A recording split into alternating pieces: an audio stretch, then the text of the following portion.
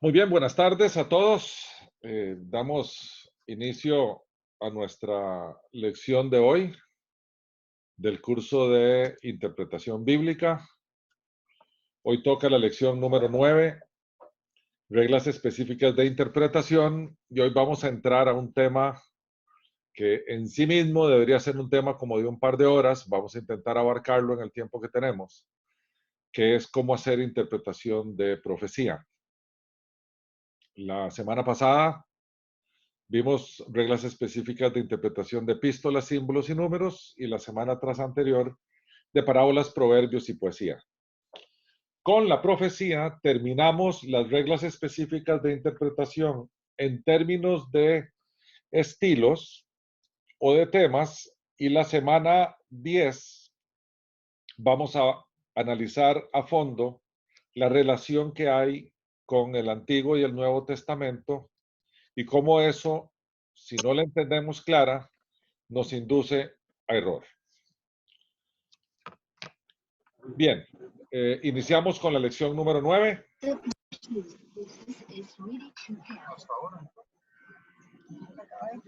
Permítame un minutito.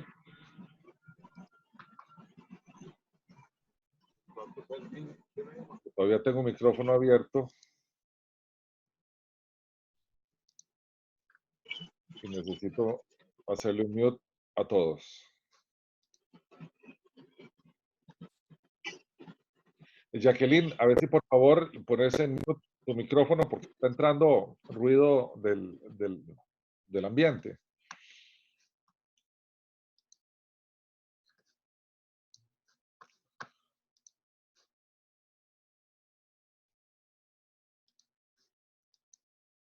Ok, perfecto. Continuamos.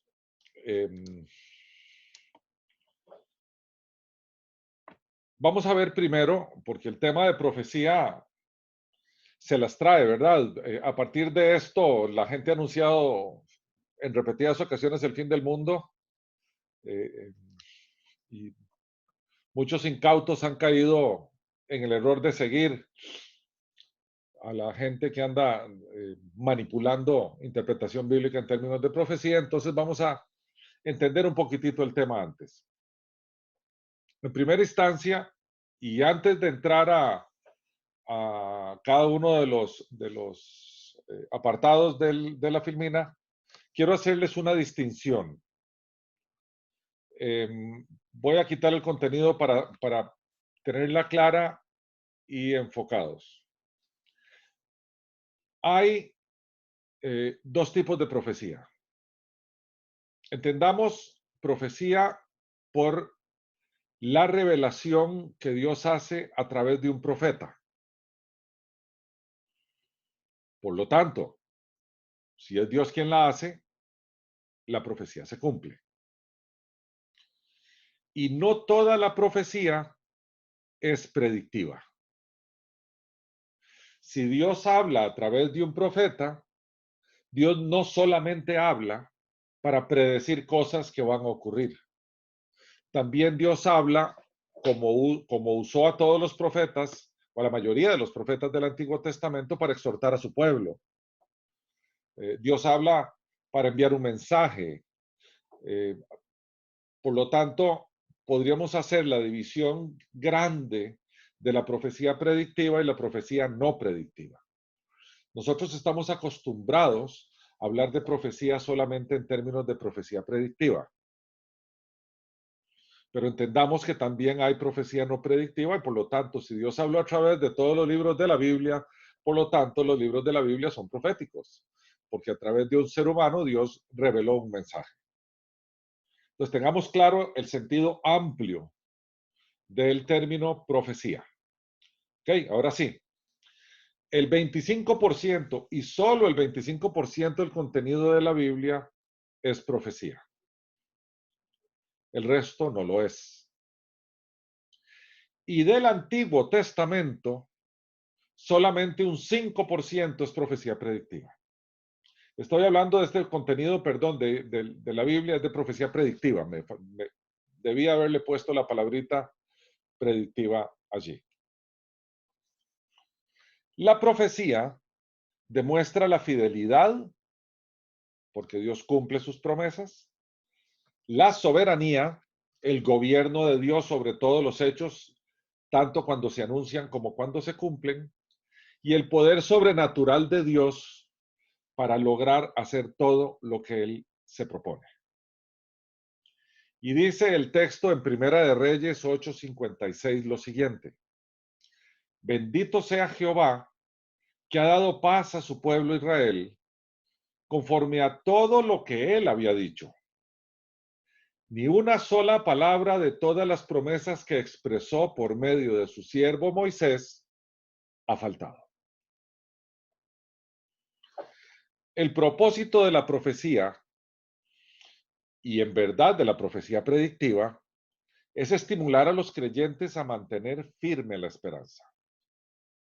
Porque cuando Dios nos da una profecía predictiva que está en las Escrituras, y entendemos que algunas de ellas fueron profecías predictivas para el pueblo al cual se le dio, y tales profecías se cumplieron en el futuro de ese pueblo, pero resulta que el futuro de ese pueblo está en nuestro pasado y nosotros podemos volvernos hacia nuestro pasado y ver cómo Dios, 900 años antes de Cristo, profetizó un evento que pasó 900 años después, cuando Cristo nació y vivió en esta tierra, y nosotros hoy en el año 2020 podemos ver hace 2020 años y ver cómo la profecía se cumplió. Claramente, las profecías que están por cumplirse, nosotros vamos a tener plena seguridad que se van a cumplir. Por eso, la profecía nos ayuda a mantener firme la esperanza. Motiva también a los creyentes a vivir piadosamente, porque al entender que todo lo que está por venir, profetizado por Dios, va a venir, eso nos hace vivir conforme al deseo divino.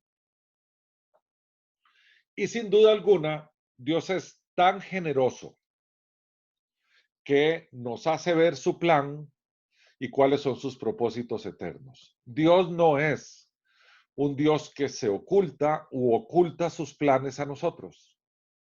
Dios es un Dios generoso que nos revela todos sus planes y todos sus propósitos, y nosotros podemos acercarnos a esos planes y propósitos, ver su cumplimiento futuro y tener hoy paz y tener hoy esperanza. Así dice el libro del profeta Isaías, capítulo 46, versículos 9 y 10. Acordaos de las cosas pasadas desde los tiempos antiguos, porque yo soy Dios. Y no hay otro Dios, ni nada hay semejante a mí, que anuncio lo por venir desde el principio y desde la antigüedad lo que aún no era hecho.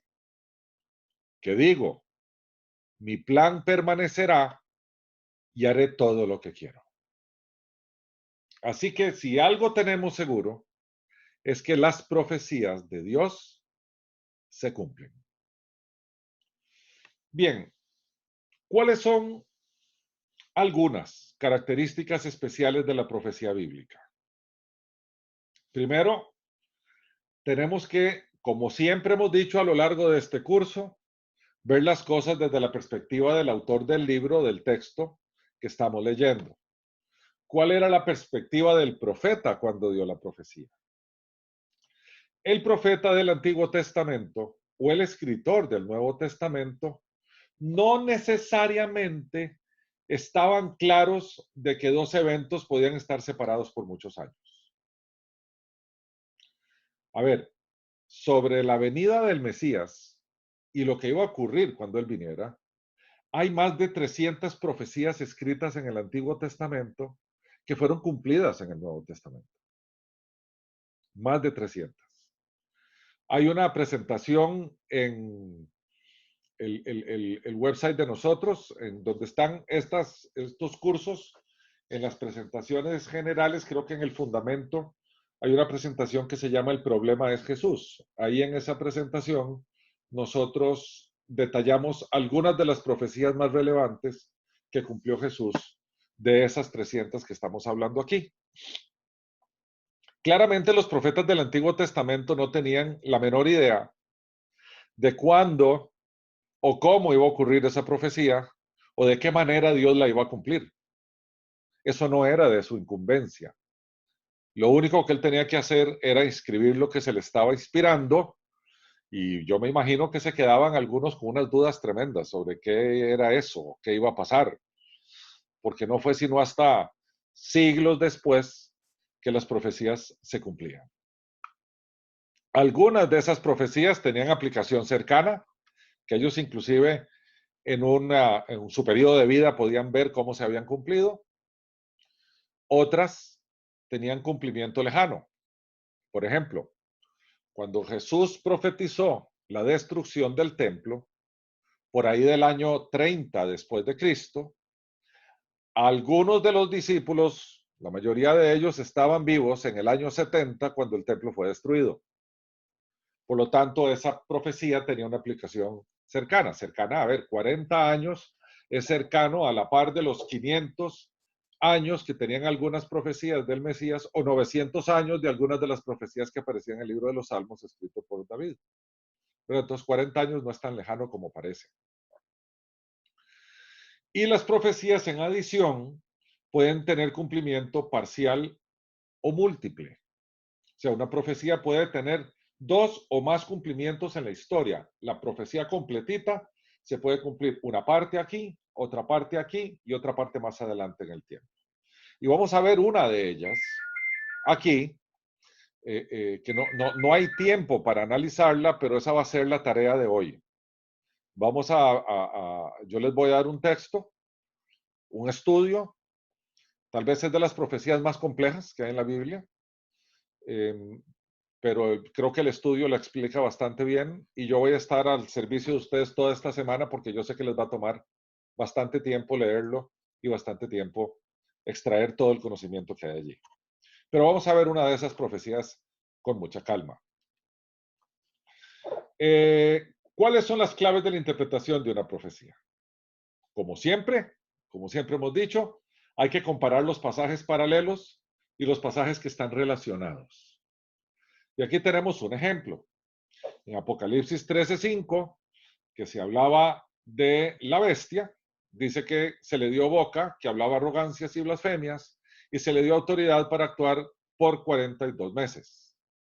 Si nos trasladamos al Antiguo Testamento y vemos el capítulo 7 del libro de Daniel, versículo 25, dice así: hablará palabras contra el Altísimo, a los santos del Altísimo, quebrantará y pensará en cambiar los tiempos y la ley, y serán entregados en sus manos hasta tiempo, tiempos y medio tiempo.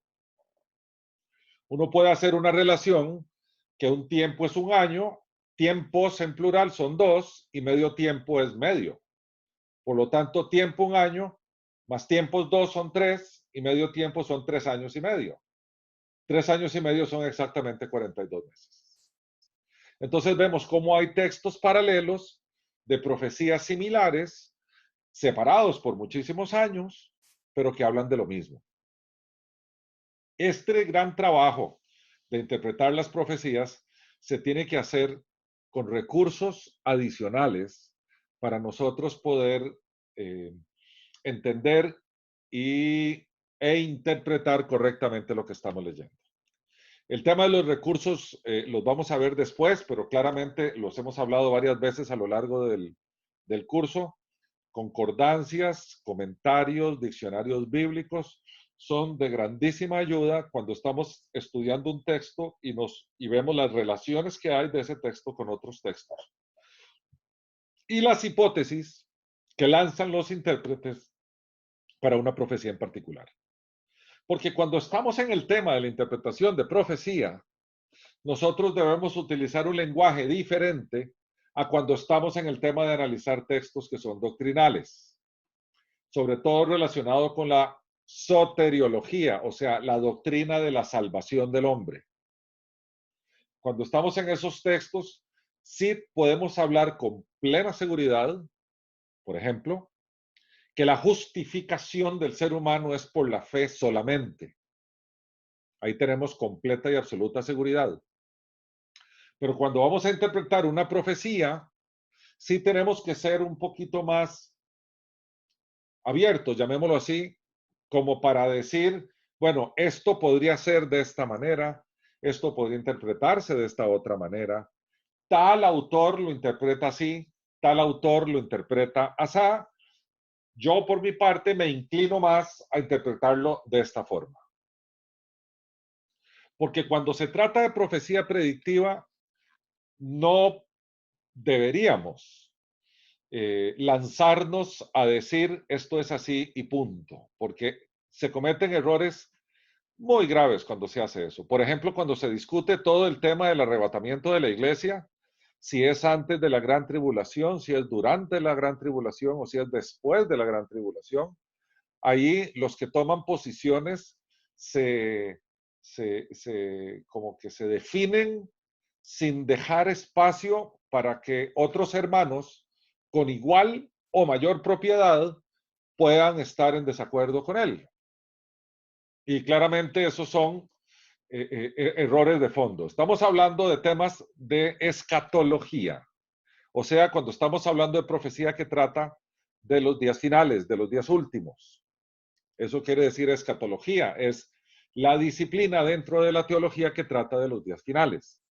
Allí tenemos siempre que ser muy cuidadosos. Ahora que estamos en los estudios que estamos haciendo de Apocalipsis los sábados cada 4 o 5 meses, estamos entrando en esos términos. Estamos entrando en, hay alguna gente que dice esto, hay alguna gente que dice el otro. El sábado 30 de noviembre, si Dios lo permite, vamos a tener la primera parte del curso de Apocalipsis de las 7 iglesias. Digo primera parte porque las 7 iglesias nos va a tomar 2 sábados, de 3 horas cada sábado, o sea, son 6 horas. Y vamos a ver cómo allí vamos a ir viendo y reinterpretando y analizando sin ser concretos en términos de esto es así y el que lo diga de otra manera está equivocado. Cuando estamos hablando de escatología, ese no es el lenguaje que nosotros usamos. Bien, ahí abajo está el estudio que va a ser la tarea de la semana. Son las famosísimas 70 semanas de Daniel. Ese estudio a nosotros nos tomó tal vez unos buenos 6 meses hacerlo sobre una profecía, que son las 70 semanas de Daniel. Y creo que está bastante expandido y entendible, pero sí, les ruego por favor que hagan 2 cosas. Que además del estudio como material de lectura, también investiguen.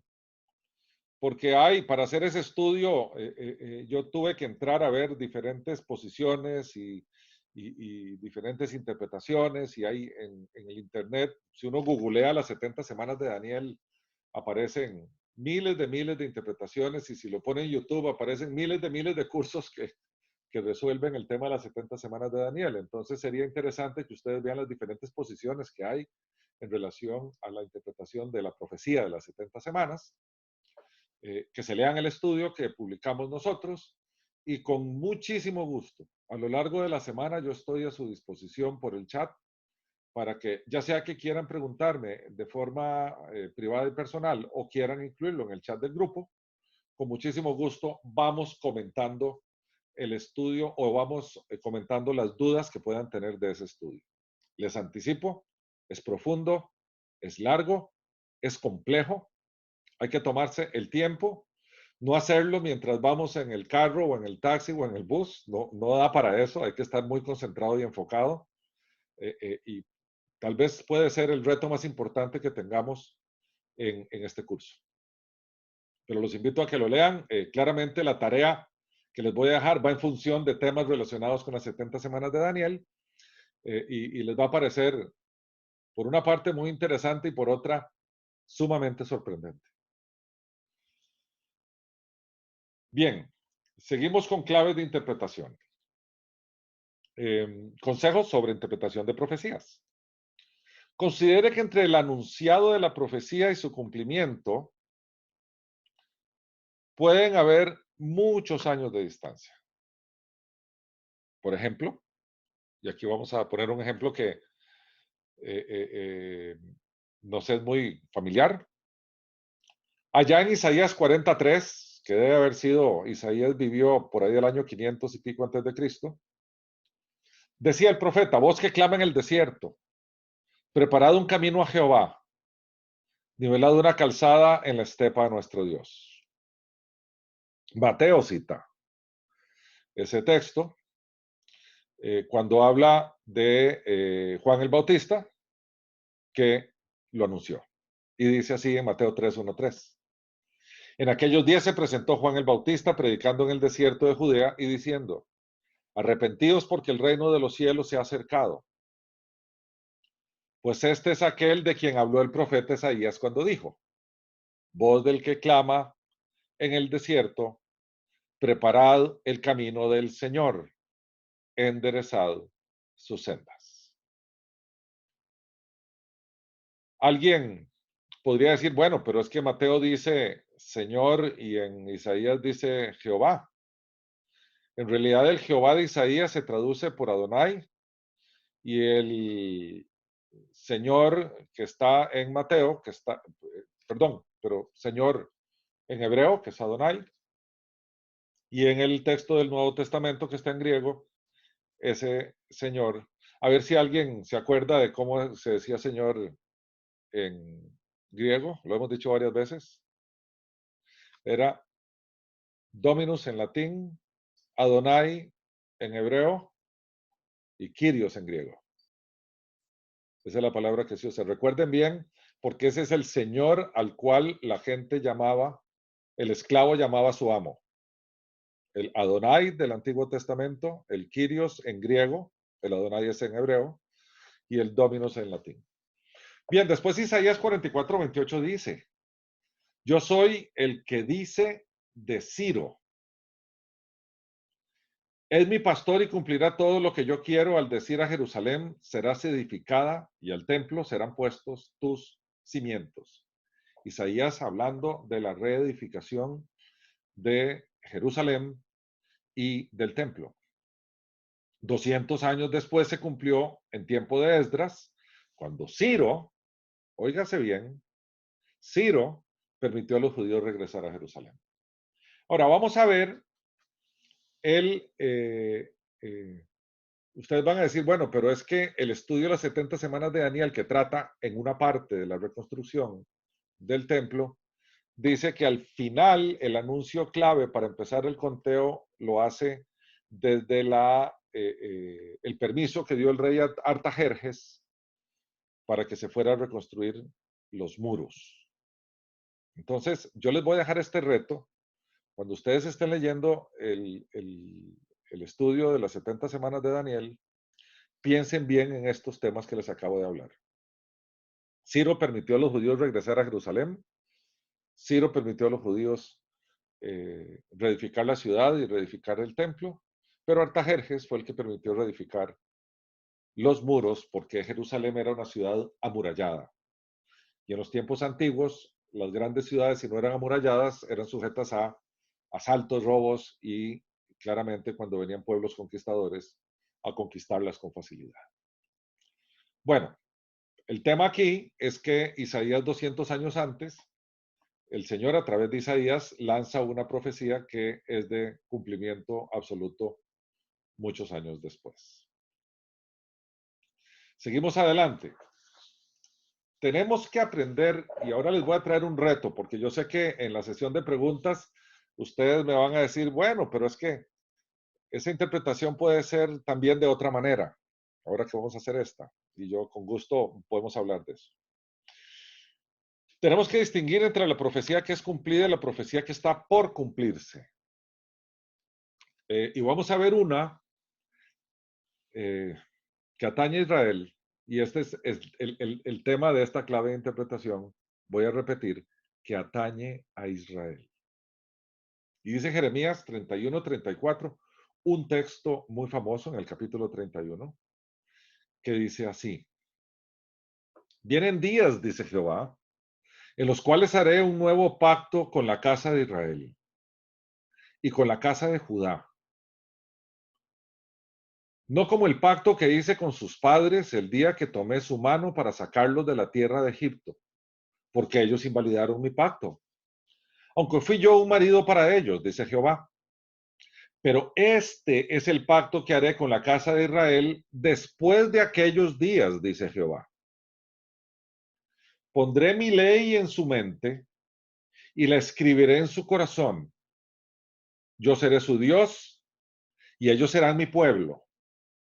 Y no enseñará más ninguno a su prójimo, ni ninguno a su hermano diciendo, conoce a Jehová, porque todos me conocerán, desde el más pequeño de ellos hasta el más grande, dice Jehová, porque perdonaré la maldad de ellos y no me acordaré más de su pecado. Antes de pasar a la siguiente filmina, eh, claramente cuando uno lee este texto, y yo lo he leído toda mi vida cristiana, uno lo aplica a la iglesia. Uno lo aplica a claramente la iglesia neotestamentaria. Cuando habla del nuevo pacto, cuando habla de que pondrá su ley en la mente y la escribirá en el corazón, y uno dice, bueno, el Espíritu Santo que habita en nosotros nos hace entender esa ley. Lo que pasa es que nos brincamos un poquitito un par de temas que dice al principio de la profecía. Dice, vienen días, dice Jehová, en los cuales haré un nuevo pacto con quién. La casa de Israel, que eran las 10 tribus, las 9 tribus del norte, que era el reino de Israel, y con la casa de Judá, que era la tribu del sur, junto con la de Benjamín, está hablando de las tribus de Israel. Las del norte, las del reino del norte y las del reino del sur. Recordemos que el reino se dividió después, posteriormente a Salomón, ¿verdad? Con los hijos de Salomón. Y se hizo un reino del norte y se hizo un reino del sur. Y en el reino del sur se quedó la tribu de Benjamín y la tribu de Judá. Y en el reino del norte se fueron todas las demás, claramente a excepción de los levitas que no tenían tierra. ¿Verdad? Entonces los levitas no era que se quedó en un lado o en el otro porque no tenían tierra. Y atendían claramente el templo de Jerusalén, que estaba en el reino de Judá. Entonces, si aquí la profecía nos está diciendo que es para Israel y la casa de Judá, y está prometiendo que va a venir algún día en que va a poner su ley en su mente y la escribirá en su corazón, entonces nosotros deberíamos decir, bueno, esto es una profecía para los israelitas, según parece, ¿verdad? Vamos a ver, hablando de Jeremías 31, 31, 34, si es para el pueblo de Israel, y entonces quiere decir que está pendiente de cumplirse, si es para el pueblo de Israel, está pendiente de cumplirse. Si es para la iglesia neotestamentaria, claramente está cumplido. Pero presumamos por un momento, supongamos por un momento, que es para el pueblo de Israel, como dice claramente, perdón, déjame sacarlo por aquí, como dice claramente el versículo 31, que es con la casa de Israel y la casa de Judá. Si eso es así, apunta a que va a llegar un momento en que ese nuevo pacto se va a hacer con Israel. La Israel, la que hoy conocemos como Israel, que era el reino del norte, o sea, Israel, y el reino del sur, que era Judá. Eso apunta a un nuevo pacto con ellos. Y si el apóstol Pablo estuviera aquí sentado y nosotros le preguntáramos, Pablo, ¿qué te parece esa profecía? Entonces Pablo nos diría lo que dijo en Romanos 11, 25 al 27. Dice, no quiero, hermanos, que ignoréis este misterio, para que no seáis arrogantes en cuanto a vosotros mismos. Nos está hablando a los gentiles de la iglesia en Roma. El endurecimiento de una parte de Israel durará hasta que haya entrado la plenitud de los gentiles. Luego todo Israel será salvo, como está escrito. Vendrá de Sión el libertador que apartará de Jacob la impiedad. Y este será mi pacto con ellos cuando yo quite sus pecados. Vean qué interesante. Tenemos un texto neotestamentario haciendo referencia a la profecía de Jeremías 31. Entonces, la cantidad de veces, y yo me incluyo, en que yo he hablado de que la ley fue puesta en nuestra mente y en nuestro corazón a través de el Espíritu Santo porque así lo dice Jeremías 31, le faltó aún un poquitito más de análisis de la profecía de Jeremías 31, 31, 34, para hacer una relación con su pasaje paralelo en Romanos 11. Ahí se los voy a dejar porque yo sé que esto va a ser de conversación en el tiempo de preguntas. Pero es para que vean que uno tiene que ser muy cuidadoso cuando uno habla de un texto bíblico. Bien, por otra parte, tenemos que interpretar, como ya también lo vimos en la lección de las figuras de lenguaje, ¿verdad? En las profecías se usa muchísimo. Entonces hay que tener mucha prudencia, muchísima prudencia, porque uno puede cometer errores gruesos. Veamos este de Apocalipsis 6, 1, 2, cuando habla de los sellos y habla de los famosos jinetes, que son 4 jinetes. Y dice así lo escribe Juan. Dice, entonces vi que el Cordero abrió uno de los sellos y oí a uno de los 4 seres vivientes, los que estaban en el trono de Dios, decir con una voz como de trueno, ven. Miré y vi un caballo blanco. El que lo montaba tenía un arco y le fue dada una corona y salió venciendo y para vencer. Bueno, ese texto, hay algunos intérpretes que hablan de que ese texto es el Señor, porque el caballo es blanco, que representa pureza, porque sale venciendo y para vencer, le fue dada una corona. Otros intérpretes dicen que ese caballo blanco es un símbolo del Evangelio, que el Evangelio salió para vencer y que por ser blanco es puro. Y algunos dicen, vamos a Apocalipsis 19:11, en la segunda venida de Cristo, ¿verdad? Que dice, entonces vi el cielo abierto y había un caballo blanco, el que lo montaba se llamaba Fiel y Verdadero y con justicia juzga y pelea.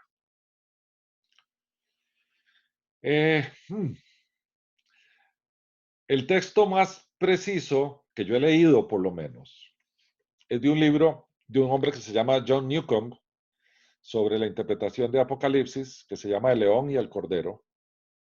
Y John Newcomb dice que los 4 jinetes del Apocalipsis son perversos. Los 4 jinetes representan peste, guerra, muerte, ¿verdad? Hambruna. Son dolorosos para el mundo. Y por lo tanto, el primer jinete también debe ser doloroso. Porque no tiene por qué salir el caballo blanco con un jinete que traía arco y corona, lo cual quiere decir que tenía poder, y que salió venciendo para vencer muy temprano en la historia del Nuevo Testamento. Y los otros 3 jinetes son de calamidades y muerte y desgracia.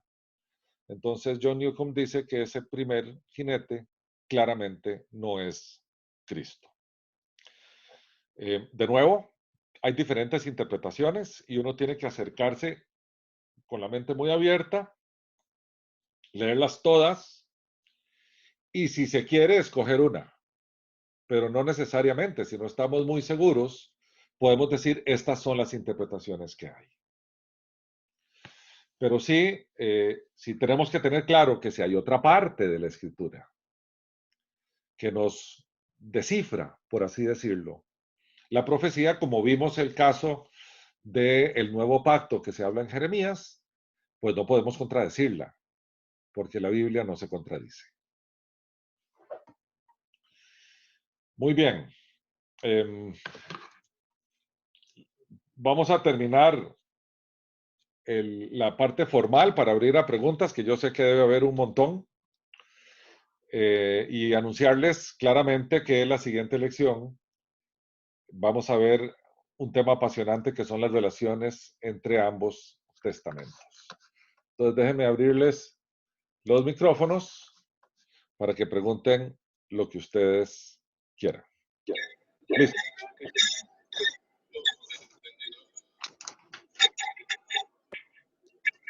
Adelante. ¿No tenemos dudas?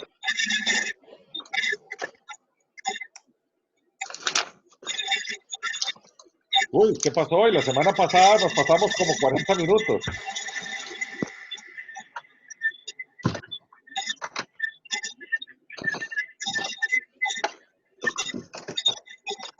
Muy bien, bueno, si no tienen dudas, entonces hoy salimos muy temprano. Rolando, Sí, si quiere podemos hablar un poco de esa profecía que dijo que de entre el texto paralelo de Jeremías y Romanos, ok. porque no me quedó muy claro. Bueno, no he buscado nada, pero estoy tratando de buscar y no me quedó claro. Vamos a ver, esta.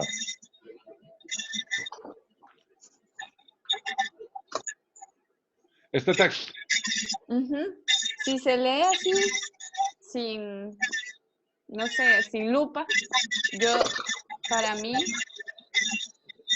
entiendo que, déjame que me acuerde. Que habla de los finales del tiempo de los israelitas, en el último momento. Ok, ok. Lo primero, veamos esto. ¿Están viendo lo que estoy circulando con el lapicito? ¿Sí se ve? Sí. No, yo no. Estoy señalando con un lapicito algunos textos. ¿Lo ven? ¿No se ve? Sí, bueno, yo sí. Ah, ok, ahora sí. Vienen días, dice. Ok, entonces aquí estamos hablando, bien, en días tiene que ver con el futuro, ¿verdad? Ajá. Ajá. Y dice Jehová, a ver, lo segundo es esto, que claramente esto es palabra de Dios. Dice, en el futuro yo voy a hacer un nuevo pacto. Ujú. Dios hizo esto mucho, ¿verdad? Dios hizo un pacto con Abraham, Dios hizo un pacto con Noé. O sea, Dios no hizo un solo pacto. Dios es un Dios que es un Dios de pactos, aunque entendamos, por favor, que los pactos de Dios los inicia Dios, no el ser humano. Ujú. Hay gente que dice, ah, no, como Dios es un Dios de pacto, Señor, ahora vamos a hacer un pacto, te propongo tal cosa. Eso es una herejía. Y déjeme ponerlo con el nombre y el apellido. Voy a ponerlos en mute porque tengo un sonido ahí de atrás. Ok, sigo aquí. Eso es una herejía porque uno no pacta con Dios. Dios pacta con el ser humano. Porque Dios no es un Dios que uno soborna. Dice allá en Deuteronomio que no es un Dios de sobornos. Y entonces si me haces tal cosa, yo te hago tal otra. Uno no tiene el mismo nivel que tiene Dios para negociar con él. Dios es el rey. Por lo tanto, Dios decreta. Dios manda, Dios ordena. Dios es soberano. Y Dios hace un pacto con el ser humano cuando a Dios le place, no cuando al ser humano le place. Entonces aquí está Dios haciendo un nuevo pacto. ¿Con quién hace un nuevo pacto? Aquí lo tenemos. Con la casa de Israel y la casa de Judá. Aquí no está hablando como con Oseas, que habla de otro pueblo, o aquí no está hablando como cuando el Señor nos dice que Él es el pastor en Juan 10 y que las ovejas de su redil conocen su voz y lo siguen.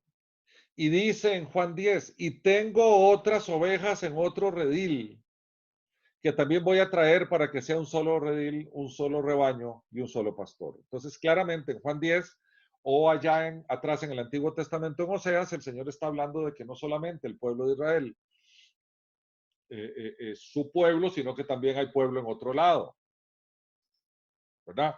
Pablo en la carta a los Efesios se extiende hablando de la nueva humanidad en el capítulo 2 y habla de que antes había un gran muro, que era la ley que los dividía, y que ahora de los dos pueblos, judíos y gentiles, de circuncisos e incircuncisos, hizo una nueva humanidad. Esos son textos que hablan de dos pueblos diferentes. Aquí no está hablando de dos pueblos diferentes. Aquí está hablando de un nuevo pacto con la casa de Israel y la casa de Judá. Y de hecho lo está confirmando al punto que dice, no como el pacto que hice con sus padres el día que tomé su mano para sacarlos de la tierra de Egipto. O sea, ¿a quién les está hablando? A los israelitas, a los hebreos. Dice, este nuevo pacto va a ser diferente al pacto que hice antes. Y les voy a decir por qué. Porque el pacto que hice antes, ellos invalidaron mi pacto. O sea, el pacto que hice antes tenía un doble cumplimiento. Cuando Moisés bajó del Sinaí y trajo las tablas de la ley, el pueblo en coro dijo que ellos se comprometían a cumplir. Sin embargo, pasaron toda una vida invalidando el pacto, desobedeciendo su parte del pacto. Y dice el Señor, aunque fui yo un marido para ellos, yo fui leal, yo fui fiel, yo tenía un pacto. Acordémonos que el matrimonio es un pacto, Dios usa mucho esa figura entre marido y esposa. Allá también en el libro del profeta Oseas habla de la esposa, hizo que Oseas se casara con una mujer adúltera precisamente para representar el adulterio del pueblo de Israel como su esposa, a él su esposo fiel. Después en el Nuevo Testamento claramente nos habla de la novia y las bodas del Cordero. Entonces aquí dice claramente fue un marido para ellos, dice el Señor. Pero este es el pacto que haré con la casa de Israel. De nuevo vuelve a plantearnos el tema de la casa de Israel que está aquí. Dice, voy a hacer un nuevo pacto. Después de aquellos días, dice Jehová, y entonces habla de que ya su ley no va a estar en piedra, ¿verdad? Su ley no va a estar en unas tablas. Ahora su ley va a estar en su mente y la va a escribir en su corazón. Y yo seré su Dios y ellos serán mi pueblo. Lo que está hablando es del final. Ya está la consumación de los tiempos. Y dice, no se enseñará más ninguno a su prójimo ni ninguno a su hermano diciendo conoce a Jehová. Ya no hace falta que uno le enseñe a otro diciendo conoce a Jehová, vení, conoce a tu Dios, porque ya todos lo van a conocer. Ya todos tienen en su mente y en su corazón su ley y por lo tanto lo conocerán desde el más chiquitito hasta el más grande.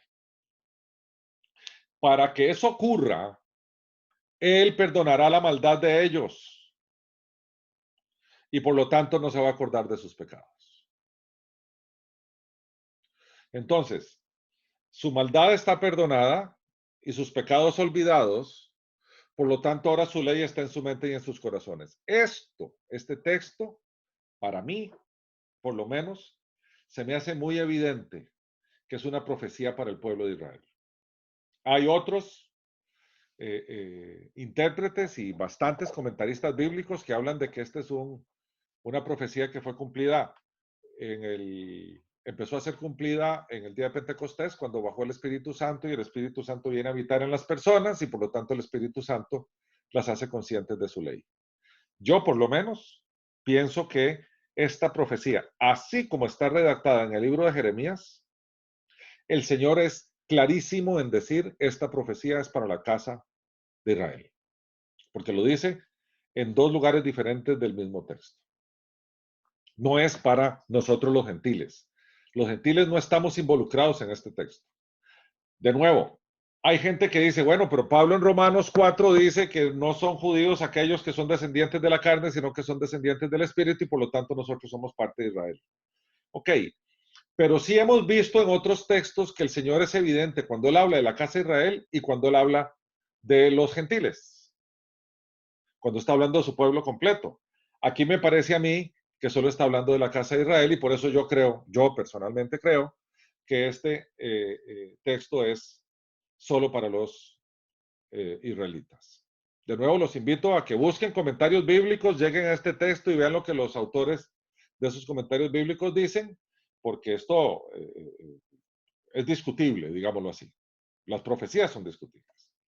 A mi juicio, Pablo, en Romanos 11, cuando en la iglesia de Roma estaba pasando el famoso tema que motivó la carta de Pablo, que era que los gentiles se burlaban de los ritos judíos y de sus liturgias, y los judíos se burlaban de los gentiles porque no tenían el Antiguo Testamento y tenían solo la mitad de la revelación, y había unas dificultades gigantescas en la iglesia de Roma. Y entonces Pablo les envía la carta, y en la carta, como lo vimos hoy hace 8 días, la carta a Romanos tiene secciones para los judíos, tiene secciones para los gentiles y tiene secciones para ambos. Bueno, Romanos 11, 25 al 27, es una sección dirigida a los gentiles. Si leemos el capítulo 11 de Romanos, inclusive Pablo se enoja con los gentiles, diciéndoles que se están creyendo ustedes. ¿Cómo creen ustedes que vinieron acá? Y les habla de la vid verdadera y de la vid injertada. Esto es un texto que es muy revelador.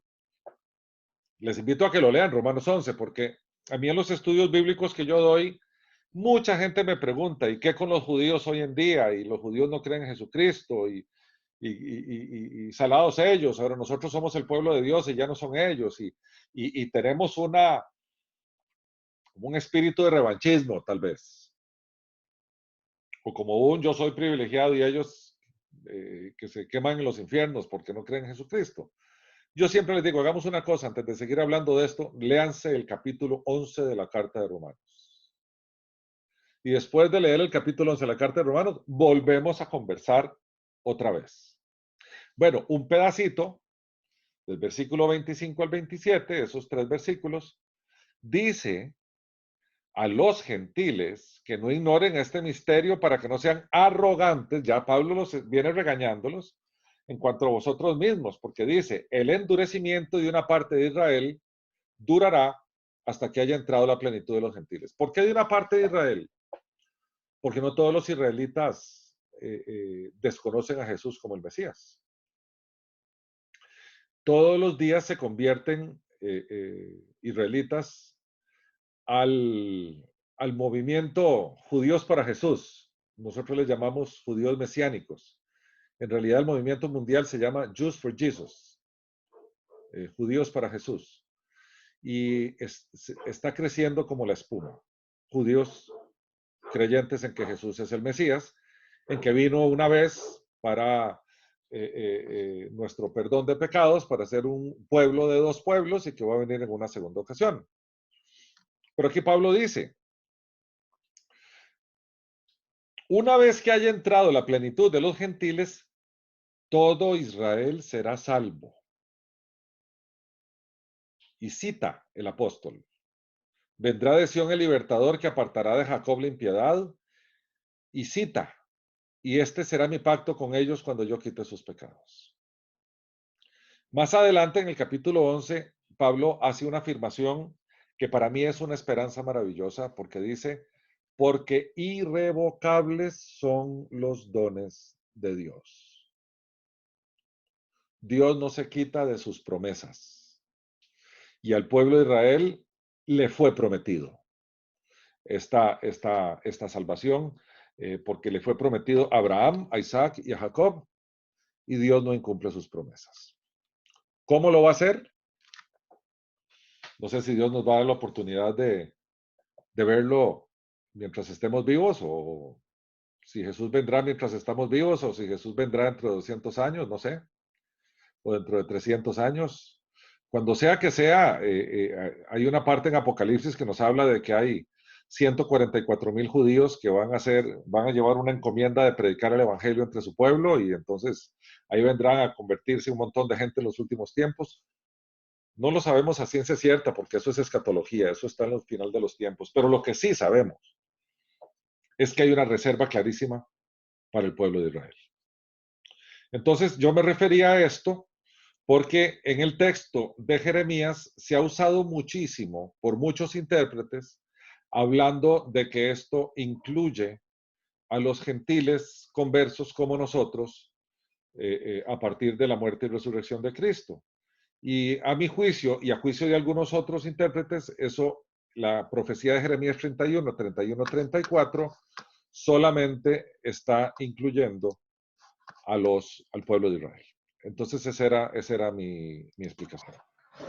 Don Rolando. Sí. ¿Me escucha? Sí, claro, claramente. Gracias, Javier Donato. Don Rolando, no entendí lo de los 144,000 que van a predicar. No entendí esa parte de la explicación ahora al final.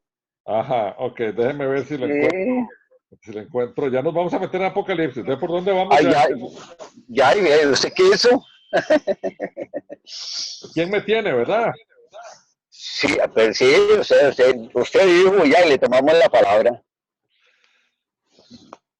Déjeme ver si lo encuentro por aquí.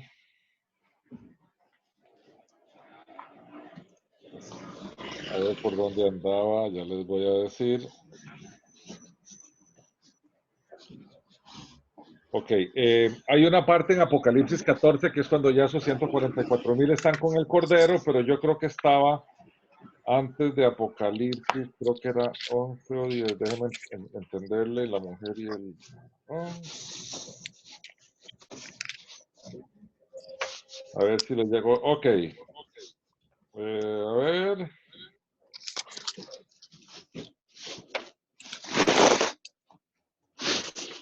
En el capítulo 7. uy, gracias, que llegó tan rápido. Ok.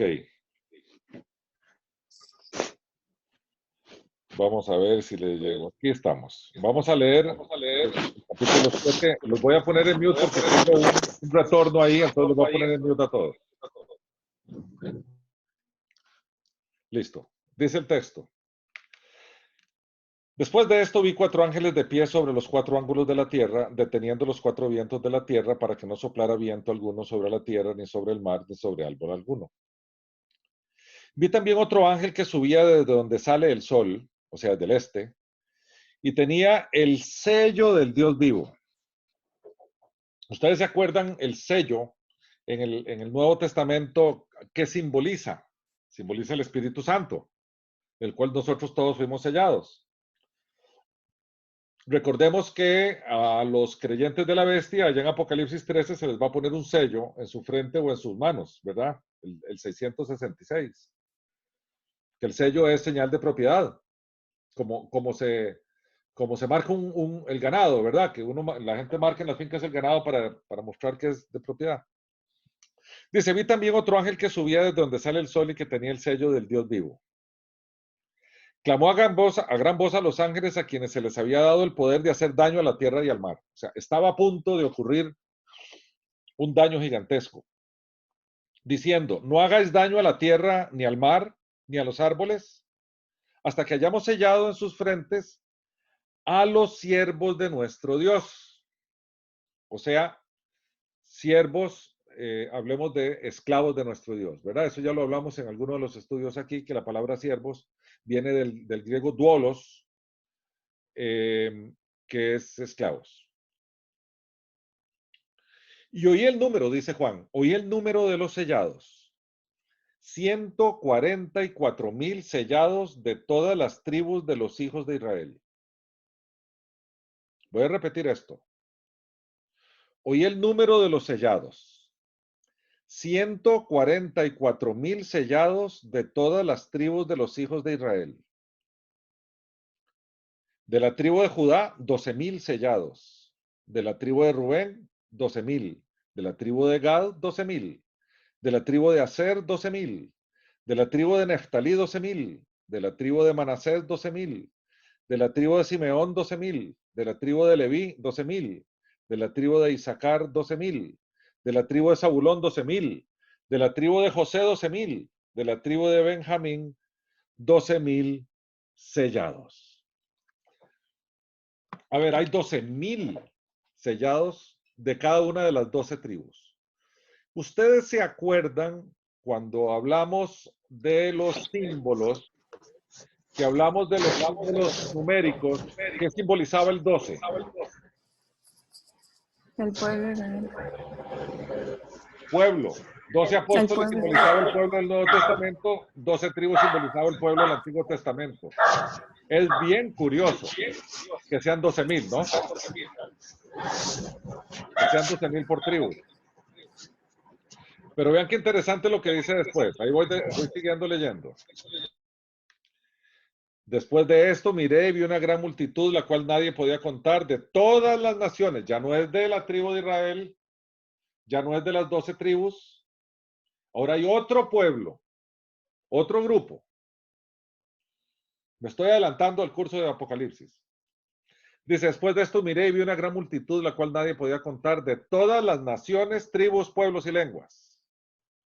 Estaban delante del trono y en la presencia del Cordero, vestidos de ropas blancas y con palmas en sus manos. Clamaban a gran voz diciendo, la salvación pertenece a nuestro Dios que está sentado en el trono y al Cordero.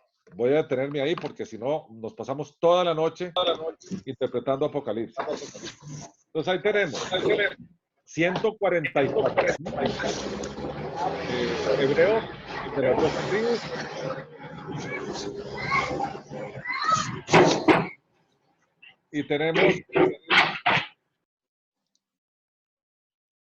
Y tenemos a una multitud vestida de blanco, separados de los 144,000.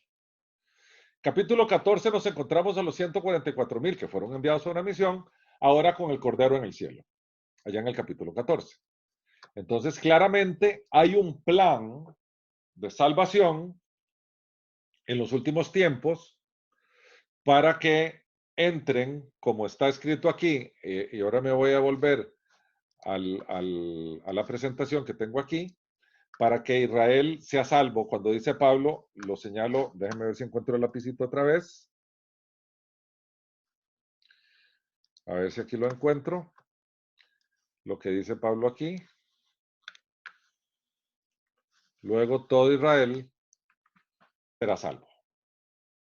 Entonces ahí tenemos, me voy a devolver porque vean que fue en el Apocalipsis, vean que fue cuando ya estaban viniendo todas las tragedias del Apocalipsis, y por lo tanto, si ustedes ven aquí, está hablando, que dijimos que está hablando del futuro, ¿verdad?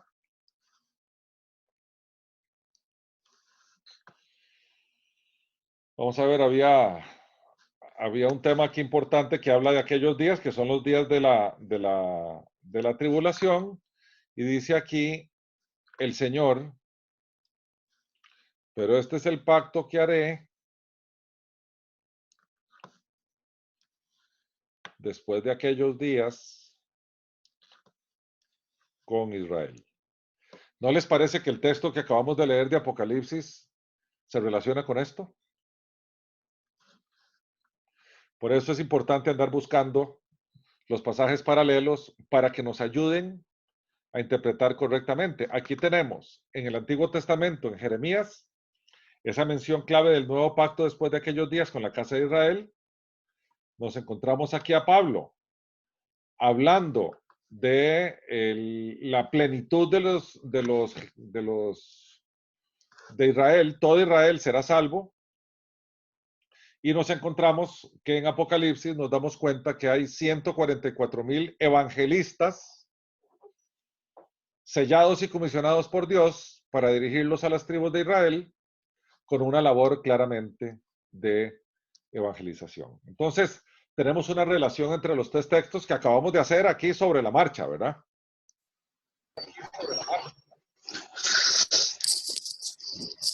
Don Roland, a mí me queda otra inquietud con esa misma profecía, porque sí bueno, para mí sí se sobreentiende que es de los judíos, pero me queda la otra parte de los gentiles, porque habla de los judíos en los últimos momentos, en los últimos tiempos, y también dice que, bueno, los gentiles, cuando hayan entrado la plenitud de los gentiles, esa palabra entrado, ¿a qué hace referencia?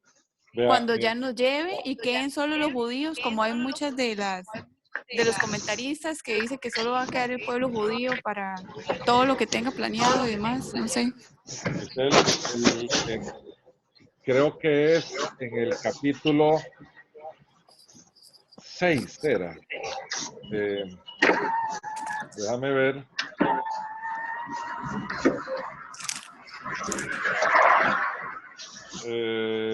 Voy a llegar.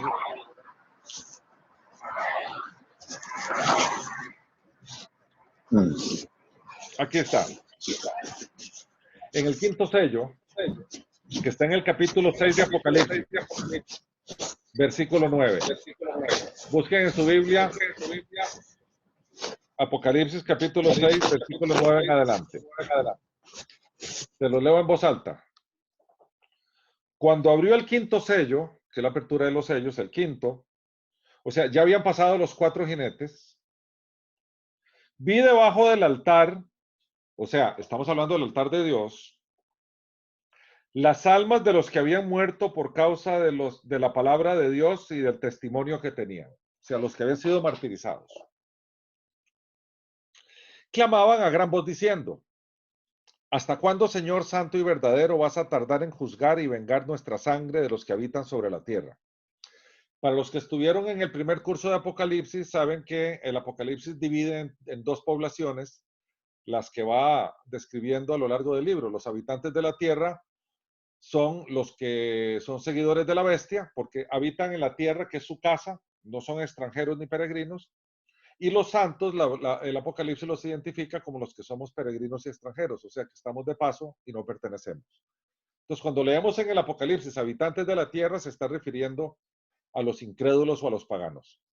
Entonces dice: ¿hasta cuándo, Señor santo y verdadero, vas a tardar en juzgar y vengar nuestra sangre de los que habitan sobre la tierra?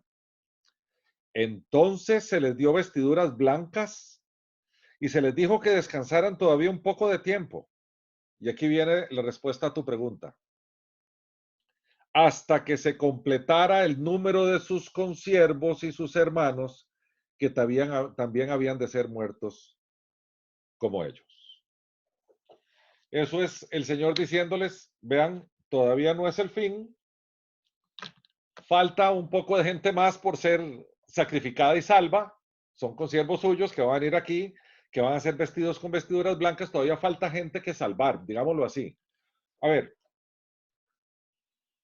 recordemos, y yo sé que esto nos va a meter en otro tema, pero por favor no lo toquemos ahora. Recordemos que el Señor, cuando uno nace, porque es el Señor, Él sabe si uno va a ser parte de su pueblo o no. La gente que habla que son calvinistas y que hablan de la elección y del elegido de Dios desde antes de la fundación del mundo, inclusive van más allá y dicen que Dios nos hace para ser salvos, Dios nos predestina para ser salvos desde antes de nacer, ¿verdad? Como dice la Biblia, porque nuestro nombre está escrito en el libro de la vida desde antes de la fundación del mundo. Entonces lo que está diciendo aquí el Señor es: todavía falta gente que tiene que convertirse y que tiene que ser martirizada, porque todavía me falta gente por entrar. Todavía no voy a llevar a cabo el fin de los tiempos hasta que no se salve el último que está por salvarse, que yo sé cuál es, quién es, porque yo lo salvo. Entonces, una vez que entre el último, que con eso cumpliría, y ahora me voy a volver un poquito a Romanos, aquí a lo que Pablo dice, ¿verdad? Que habla de la plenitud, que es el texto que vos tenías alguna duda. El último del que entre ahí, empieza el fin. Yo sé que el Apocalipsis es complejo de interpretarse porque si lo interpretamos lineal, o sea, nosotros creemos que está en un orden cronológico, entonces todavía los 144,000 están allá mucho más adelante, pero el Apocalipsis no se interpreta linealmente. Hay textos del Apocalipsis que se adelantan a los eventos y te los narran antes. Cuando vayamos viendo todo el curso de Apocalipsis, vamos a ir viendo cómo algunos textos se adelantan y otros hacen menciones a cosas que pasaron atrás. El Apocalipsis no es cronológico exactamente. Siempre el ejemplo que nosotros ponemos cuando hablamos de Apocalipsis es que el Apocalipsis es como una escalera de caracol. Vos vas viendo como así, como tu cabeza a veces se topa con el pecho de alguien, ¿verdad? Donde vas con la escalera en caracol. Entonces, claramente aquí lo que se está refiriendo el Señor es que el fin del mundo no va a pasar, no va a ocurrir hasta salvar al último que debe ser salvo. Dijo allá, hasta que no entre el último, ¿verdad? Nosotros de chiste, cuando damos cursos de Apocalipsis, decimos que ese último debe ser un tico, porque nosotros siempre llegamos a última hora, ¿verdad? No me cabe la menor duda que va a ser un tico ese último. Señor, ya no cierren todavía, que ahí voy yo.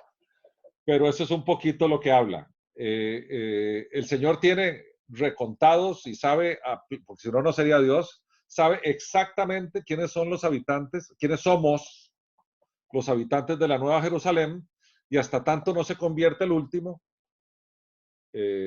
no va a venir el fin. Eso es lo que nos dice el libro. Eso es una, voy a decir una cosa, eso es una gran esperanza, una grandísima esperanza. Yo le digo a Dios, mil gracias, porque ese es un aviso delicioso de que todavía el fin no es hasta tanto no entre el último, ¿verdad? ¿Se quedó claro? Claro. Michelle, estás en mute. Ya me quedó súper claro. Sí. ¿Algo más?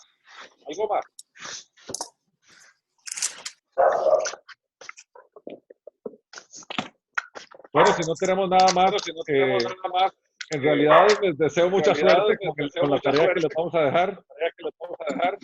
Es larga, extensa, trabajosa, interesantísima. Y por favor, estoy a su servicio a lo largo de la semana. Porque primero les aconsejo que se lean todo el estudio. Y como van a entender poco, déjenselo leer. Esa vez con más calma. Y después, si quieres, se toman el tiempo de hacer la tarea o de preguntar todo. Para todos, mil bendiciones. Que Dios me los guarde. Gracias por estar aquí. Y nos vemos, si Dios lo permite, en 8 días. Muchas gracias. Buenas noches. Buenas noches.